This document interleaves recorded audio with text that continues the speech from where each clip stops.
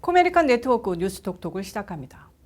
에이미 코니 베럿이 마침내 115번째 연방 대법관에 취임하면서 양 진영 간 이념 대결의 방아쇠를 당기고 말았습니다.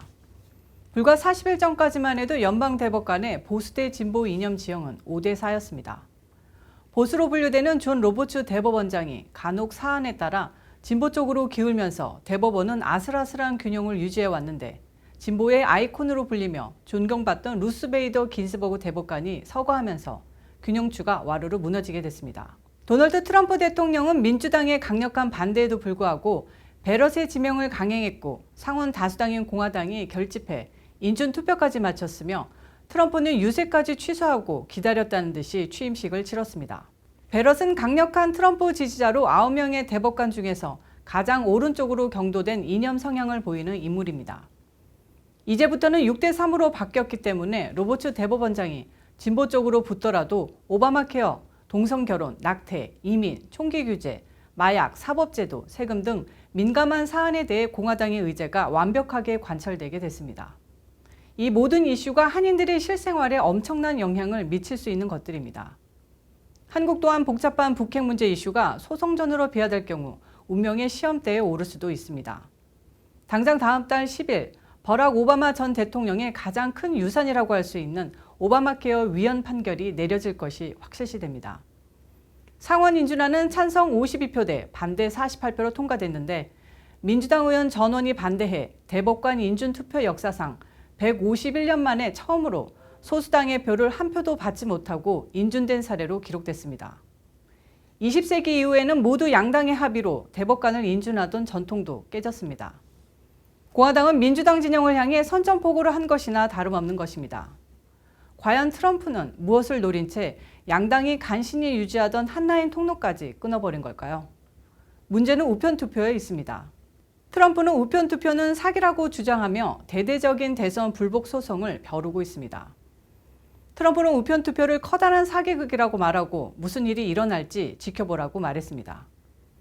선거 불복 발언의 핵심은 우편 투표를 믿을 수 없다는 것입니다.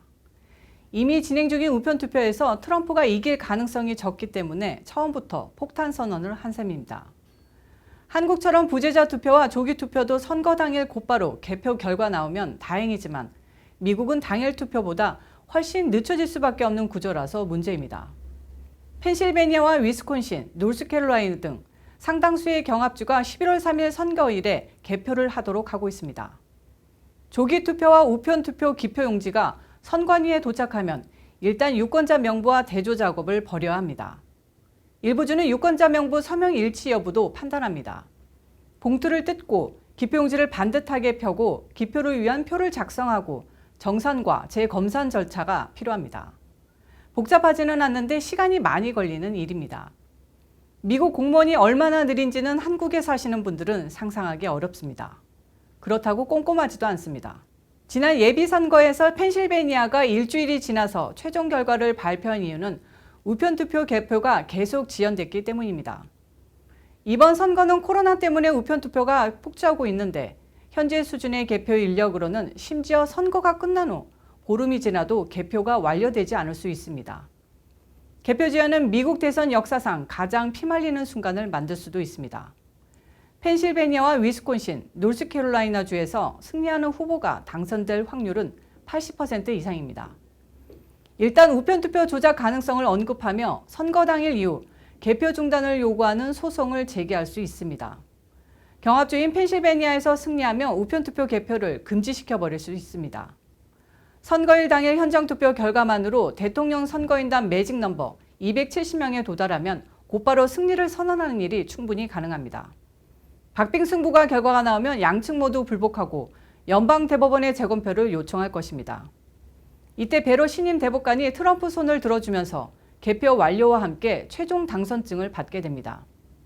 베럿은 노스캐롤라이나와 펜실베니아에서 부재자 투표 마감일을 연장하는 명령에 반발해 공화당이 제기한 소송에도 당장 참여하고 있습니다. 트럼프는 재선에 실패하더라도 안전하게 백악관을 빠져나올 수 있는 이른바 연착륙 전술을 생각해 베럿의 지명을 강행했을지도 모릅니다. 트럼프는 막대한 부를 자랑하지만 세금을 거의 내지 않았다는 각종 탈세 의혹을 받고 있습니다. 연방대법원에는 트럼프의 납세 자료 제출 관련 소송이 올라와 있는데 이 역시 베러시 바람막이 역할을 해줄 것으로 기대하는지도 모릅니다. 트럼프는 오바마와 엄청난 라이벌 의식을 느끼는 사람으로 오바마 케어와 불법 체류 청소년 구제 명령인 다카 등 오바마의 유산을 지우고 싶어하는 열망으로 가득합니다. 이 열망에 부응할 인물로 트럼프 본인을 숭배하는 인물을 대법관으로 앉힌 거라는 분석도 나옵니다. 무엇보다도 제 임기간 중 별다른 업적을 쌓지 못한 트럼프가 역사에 길이 남을 정치적 유산을 공화당에 안기고 싶어합니다. 대선에서 지더라도 대법관 6대3 지형은 공화당과 보수 진영에게는 마법 칼이나 요술봉 같은 역할을 하게 되기 때문입니다.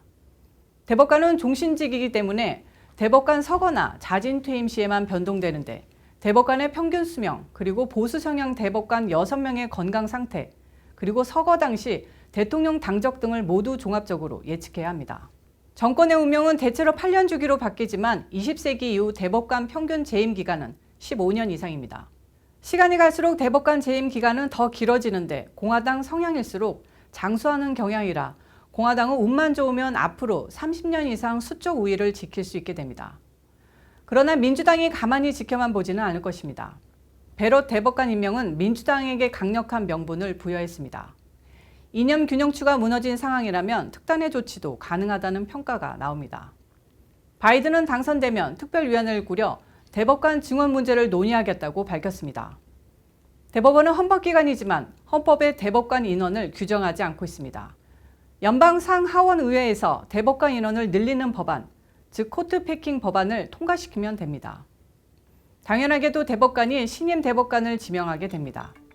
연방하원은 이번 선거를 통해서도 민주당 다수당 지위를 이어갈 것이 100% 확실합니다. 연방상원도 민주당 다수당 가능성이 70% 이상으로 점쳐집니다. 민주당 내에서는 바이든이 당선되면 대법관 숫자를 13명으로 늘리는 방안을 검토하고 있습니다.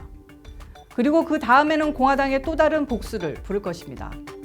그래서 이번 대법관 임명이 전쟁을 부르는 활시라는 평가를 받는 이유입니다. 뉴스톡톡을 마치겠습니다.